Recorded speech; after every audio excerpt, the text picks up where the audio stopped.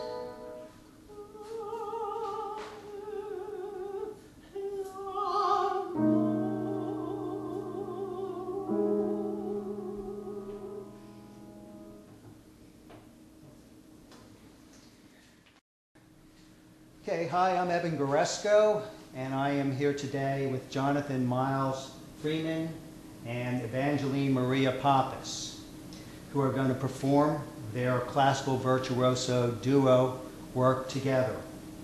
And I wanted to ask them a few questions about their background and how they discovered each other and exactly what they're doing. So if either one of you can start and just tell me what you guys do. And Do you want to speak, or should I say something? You can speak. I can speak? Okay. Well, it's kind of funny because all my life I actually listened to and had a great interest in singing and singers. I always actually wanted to sing, and I could not really do it. And so at a point, years ago, I worked with a series of singers, and in 2009, after having worked with a certain group of musicians in a series of concerts, one of my colleagues called me and said that I must talk with Miss Pappas, that she's looking for a recording, and he gave me her phone number. He heard about her through maybe 4 or 5 contacts, and I think you... Yeah. Oh, yes. You had a bunch of contacts. And... 5 contacts. 5. How do you like that? Joey did King, Joey Amoroso, then Joey Amoroso sent me to Ross, who sent me to Jonathan. Something like that. And I called Maria on the phone with having her number, and I introduced myself, and we're talking, and I said, well, let me show you what I do. And I sat down at the piano. Mind you, it was a fair telephone, but not a great one, and you know the sound on the phone is not that much. And her reaction was, you play big piano, something like that, I think you said? Well, I said it was really, really beautiful.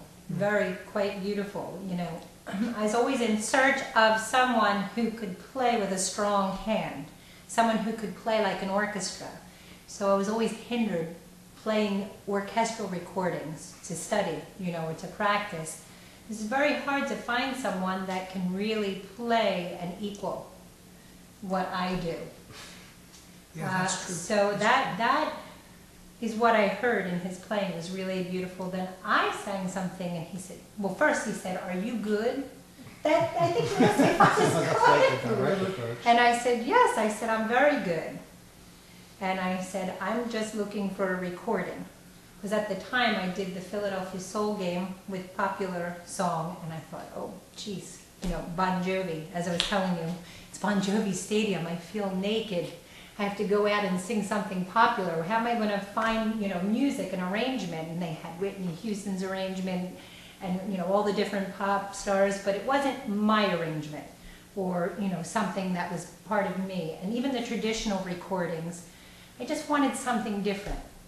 So, lo and behold, we started working together. Yeah, it was about March. He said, "Can I come for dinner and meet with you?" And here we had dinner, and he said, "That was quite beautiful." You know, we did something. He said, "Try Kiss to Build a Dream On." I thought. Yeah. Well, actually, I don't know I didn't even know it was going to be a that. dinner. That wasn't even know it was going to be a dinner. He said, you know, I did something operatically. I did Tales of Hoffman.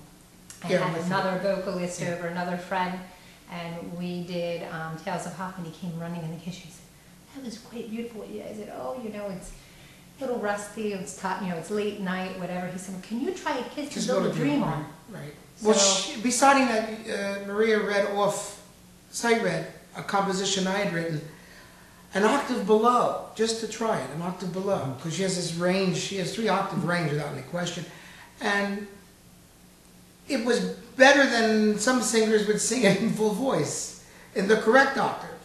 And you know, she can go way up, but she was just looking it over, marking it, so to speak. And he said, "Can you sing straight tone?" That's I what said, he asked me. do a straight tone in the popular song. Well, And the rest is sure, I can history. try. The rest is history, because a friend of mine wanted me to play an event, which I really didn't want to do. The piano was nothing for doing Chopin on. And I said, "Well, I'll do the event if you will let us come out." Or I'm now a part of a duo. And this person listened to us, and she was floored with Maria. And we did this actually May 20th, 2009. And May 20th, 2010, we gave our 8th concert, where we celebrated 1-year anniversary of working together. And we've been doing programs that are very, very variegated, a true variety show. Opera, song, whether it be French or German, Spanish, Italian, Neapolitan song, and then some Spanish numbers that were lighter, and then we go into Broadway and some jazzier numbers for usually the later part of our programs. We do some tributes to Hollywood and MGM. Also could have been Universal in some cases, but yeah, some tributes to MGM. And it's like a full gamut, and I do a few piano solos mixed in, hopefully appropriate to the situation. So Jonathan arranges for me. He's I'm a an arranger, composer. One day I'm sitting with him, and I said, "Well, you know, do you write music?" He said, "Oh yes, you know, it's in the briefcase over there." So I said, "Well, you know," and he was very, very careful about his briefcase, you know. So he opened it up and he started playing this music. It was absolutely beautiful. I thought, God, he's brilliant.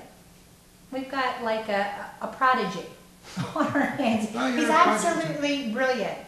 And so I said, this is ridiculous. 1969, he's actually even before that. I wrote stuff when I was 5, but there was a lot of stuff I put together in the year 1969 And what as a I graduated crime. high school. What a crime for that to sit inside a suitcase. Well, Let's go through it and hear it, and let's put some music together, because Right. we're in a lull. Right. We have to write something. Right.